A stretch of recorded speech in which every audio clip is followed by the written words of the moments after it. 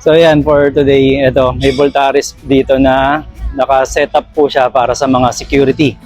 No? Pwede rin siyang gamitin ng mga kapulisan actually, dahil naka-design siya talaga pang pang ronda, no.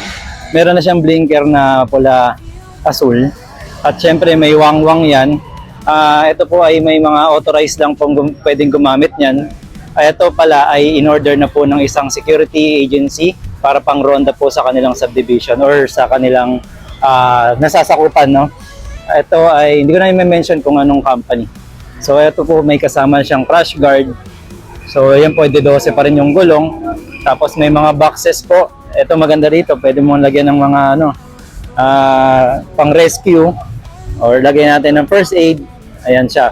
3 box po yan. Makikita nyo, may side box, side panel, nakalimutan ko tawag sa ganyan. Pero yun, ang maganda dyan, yung maraming lalagyanan. So disc brake din po yan. Naka-design po talaga siya. Yan, natakpan, no. So ayan. So testingin natin guys yung hindi pwedeng bumili nito yung mga yung mga personnel na private, no. So kailangan authorized ka. So buksan natin.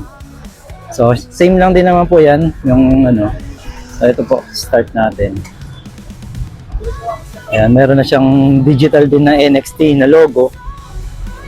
Ayan, naka-park. So same, merong reverse, may speed 1, 2, 3. Then merong speed 4. Then disc brake siya, harap likod. Then may passing, signal light, hazard. So busina. Okay. So ganito naman po para pagbukas ng may USB rin po pala yan, no. So pagbukas po ng kanyang para mag-ooperate po, kunyari ronda po yung ito po yung switch niya sa side, no. Pag sinwitch niya po yan, ayan. Makikita niyo po, may blinker na, pati pa yung likod niyan ay natakpan. Ayan, no. So ito, blue-red din po yan. Okay, so meron din po siyang ito yung mga bago kasi wala na aparato. So check frog horn. Yan po yung frog horn, no. Bukod pa po ito sa butina na pit. So frog horn, ayan po tawag doon, frog horn. Tapos yung isa pang bombero. Okay, yun po. Dire-diretso pag pinindot nyo. Continuous po yung niya. Okay, so alarm.